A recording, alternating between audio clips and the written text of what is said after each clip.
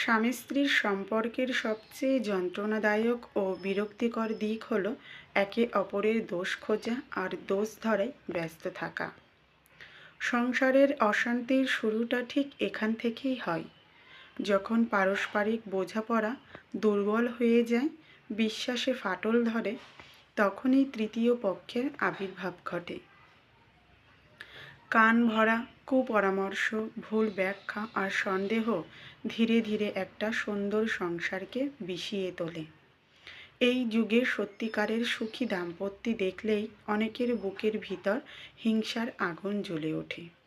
আর সেই আগুন থেকেই কেউ কেউ চেষ্টা করে অন্যের সংসারে অশান্তি ঢালতে।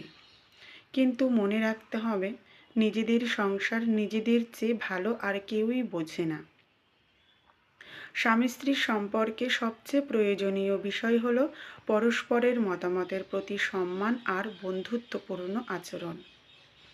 বন্ধুত্ব থাকলে মন খুলে কথা বলা যায়, সমস্যাগুলো লুকিয়ে রাখতে হয় না। কিন্তু যখন কথা বলার জায়গা বন্ধ হয়ে যায়, তখন সমস্যাগুলো জমতে জমতে ঝামেলায় রূপ নেয়। সংসার পরিচালিত হওয়া উচিত স্বামী স্ত্রীর যৌথ সিদ্ধান্তে, বাইরের মানুষের মতামত নয়, বরং নিজেদের উপলব্ধি আর বোঝাপড়াই সংসারের মূল শক্তি হওয়া দরকার। এখন যদি উঠতে বসতে শুধু একে অপরের দোষটাই চোখে পড়ে, তাহলে তার ভালো দিকগুলো দেখবেন কী করে?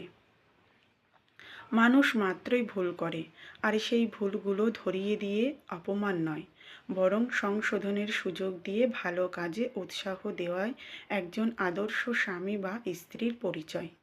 দোষ খোঁজার অভ্যাস বাদ দিন, ভালো কাজে একে অপরকে অনুপ্রাণিত করুন।